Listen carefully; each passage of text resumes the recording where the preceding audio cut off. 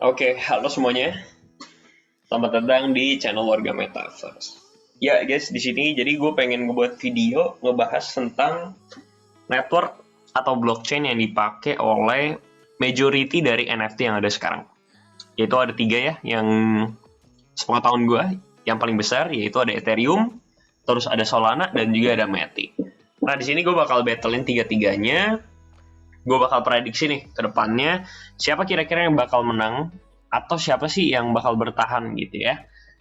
Oke, tanpa banyak basa-basi langsung aja ke next slide ya. Nah, jadi slide kedua ini, jadi tulisannya intinya Ethereum versus Solana. Kenapa sih kayak gini? Jadi simpelnya gini, Ethereum sama Solana kan dia adalah teknologi blockchain yang layer 1 ya. Jadi dia layer utama.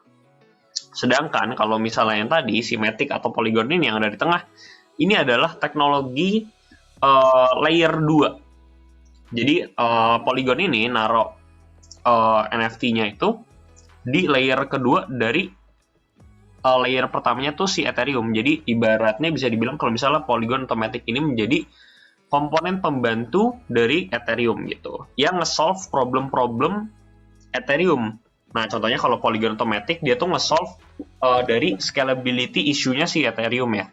Jadi yang gas fee mahal, terus transaksi lama, itu di-cover sama si Polygon gitu. Nah, terus juga kenapa menurut gue kita lebih cocok bahasnya Ethereum versus Solana, itu gara-gara logikanya gini ya, kalau misalnya Ethereum ngeluarin upgrade atau penambahan fitur yang cover kekurangan Ethereum sebelumnya, yaitu yang di cover sama si Polygon atau Matic sekarang, itu kan bakal permasalahannya bakal selesai. Jadi orang-orang bakal shifting lagi dari yang tadinya ngincar gas fee murah di Polygon, jadi shifting lagi ke Ethereum. Kenapa gitu? Karena mau gimana pun Ethereum tuh layer pertama gitu, jadi kayak ibu induknya gitu. Jadi kalau misalnya yes dia ngadain upgrade dan upgrade-nya itu sesuai ekspektasi dan menutupi kekurangan sebelumnya yang ditutupi oleh si Polygon, itu marketnya akan shifting gitu ya.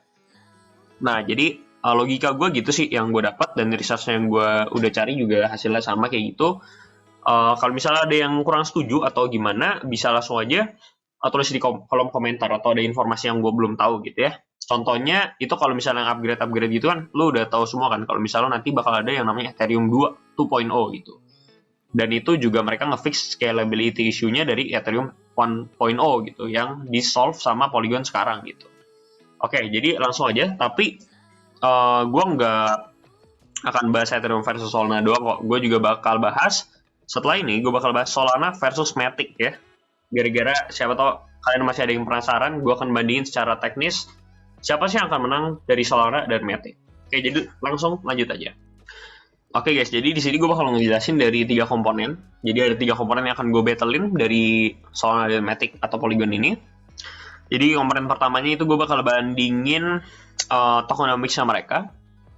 Terus gue bakal bandingin yang kedua itu TPS, transaction per second, dan juga yang ketiga stability dari grafik transaksi yang mereka punya ya.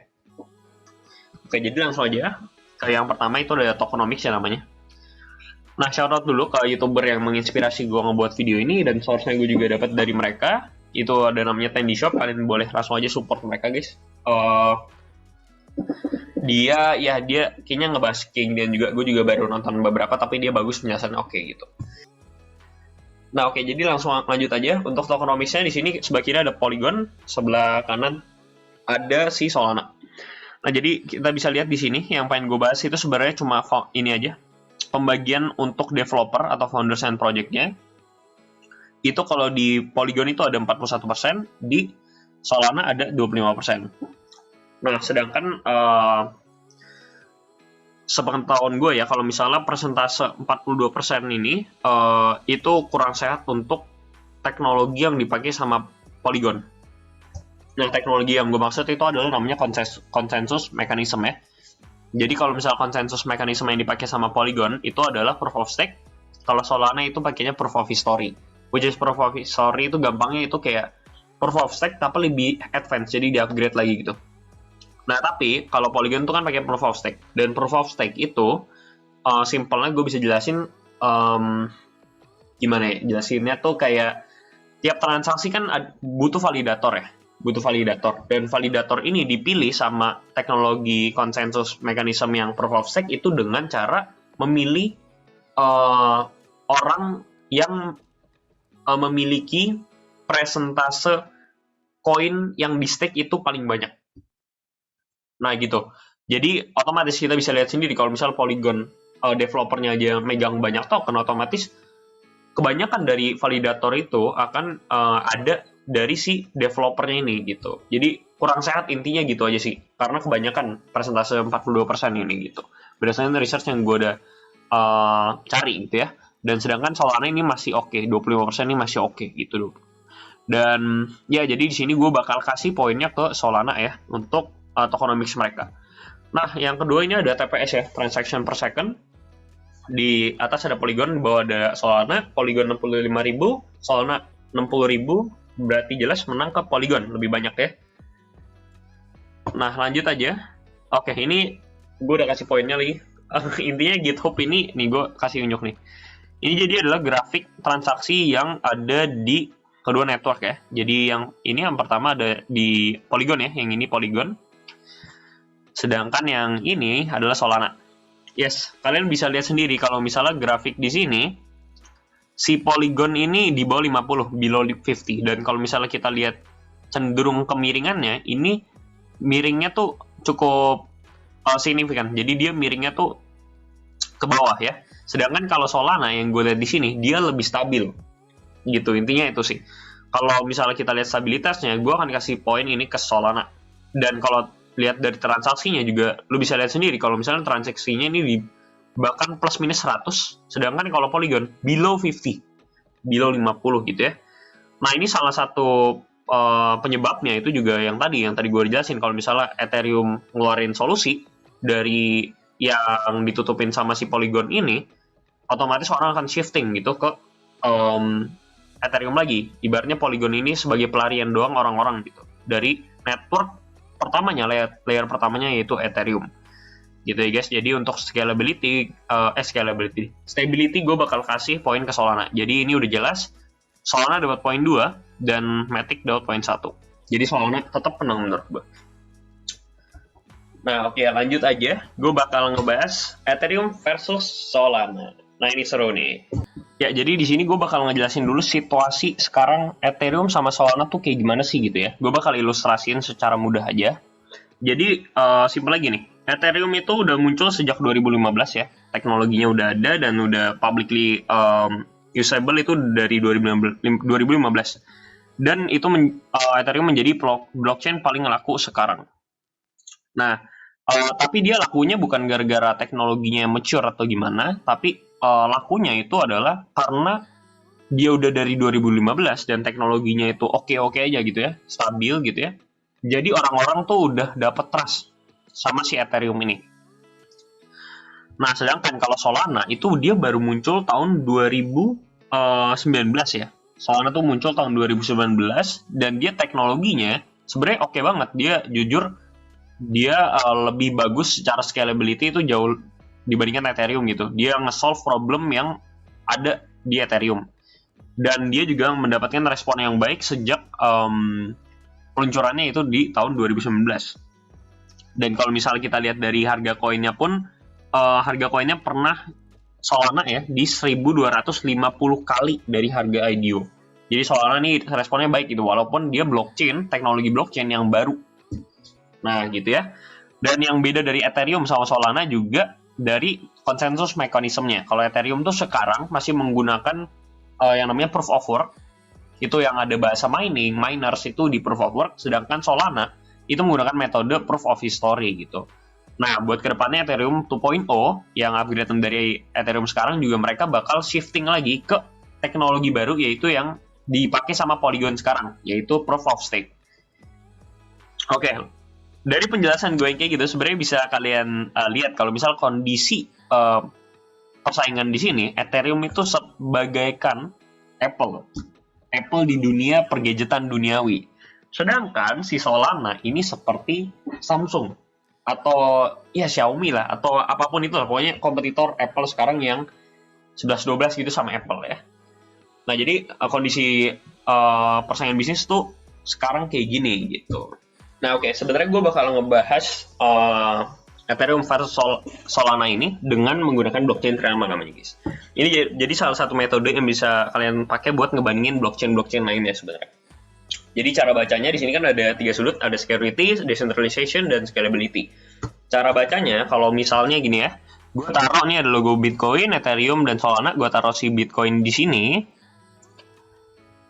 ya otomatis dia ada artinya kalau Bitcoin di sini adalah decentralization-nya mantap banget, tapi security sama scalability-nya kurang banget gitu ya. Jadi dia semakin ke sudut, itu berarti poinnya makin banyak ke dia gitu. Kalau misalnya di sini berarti scalability-nya tinggi banget, tapi security-nya jelek sama decentralization-nya jelek gitu ya.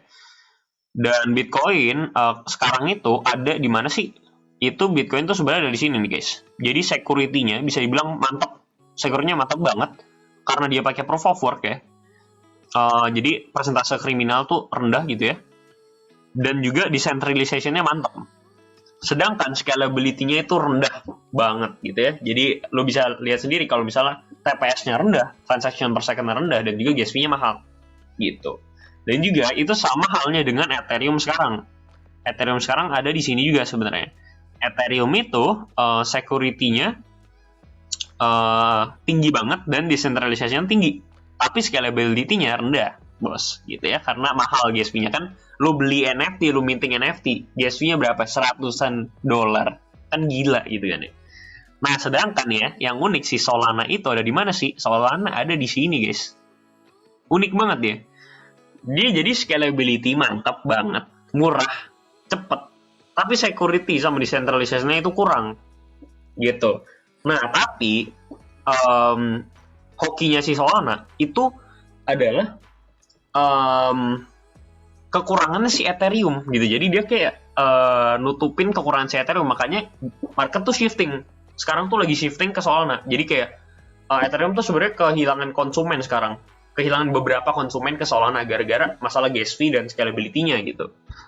Nah, sedangkan ya, jadi lu udah paham ya di sini. Jadi untuk baca blockchain trilemmanya dan posisi-posisi ketiga ini ada di mana. Tapi kan gue pengen fokus ke Ethereum dan Solana gitu ya.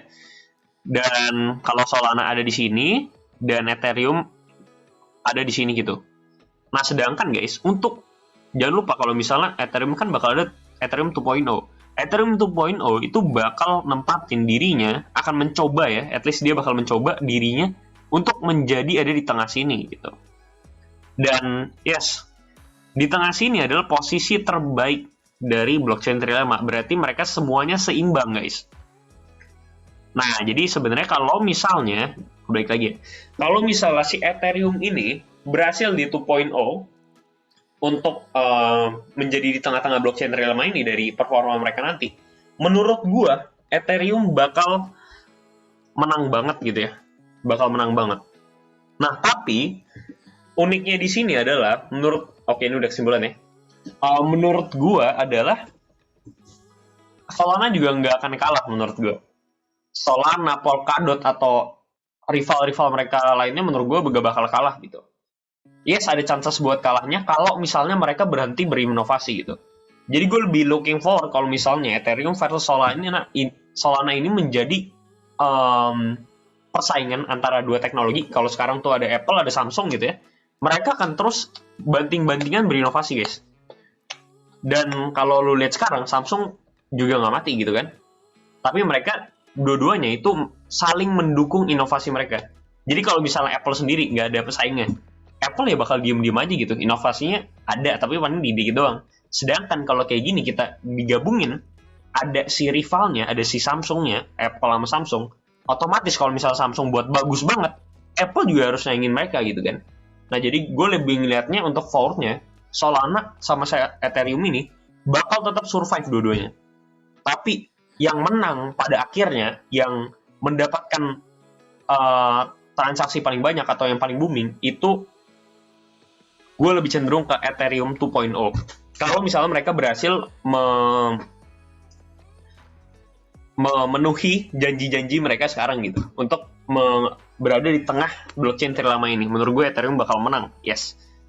Menang itu bukan dalam artian yang lain kalah, tapi ini menang dalam artian dia menjadi yang top one network yang paling sering dipakai orang gitu ya. Yang gue omongin tuh itunya. Jadi soalnya tetap ada, tapi mungkin dipakainya akan lebih dikit gitu. Nah sebenarnya kesimpulannya itu ya guys ya.